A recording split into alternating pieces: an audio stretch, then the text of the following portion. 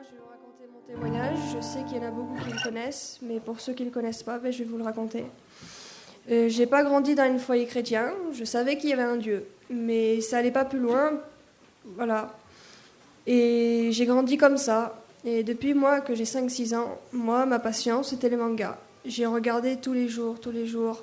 Je vivais par ça, et si j'avais pas ça, j'étais pas bien. C'était ma passion. C'était ma drogue. Et je le savais pas, on m'avait prévenu. On m'a dit, c'est pas bien, faut pas que t'en regardes, c'est des mauvaises choses. Et pour moi, il voulait juste m'enlever quelque chose que j'aimais. Et je voulais pas écouter, je voulais rien savoir. Et j'ai grandi avec ça. Et j'ai commencé à avoir des mauvaises pensées. Et je savais pas que ça venait de là, mais j'avais commencé à en avoir. Petit peu par petit peu, ça s'immisçait comme ça.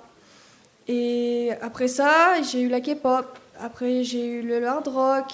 Et ça avançait de plus en plus. Je me teindais les cheveux en bleu. J'avais des habits qui étaient pas bien.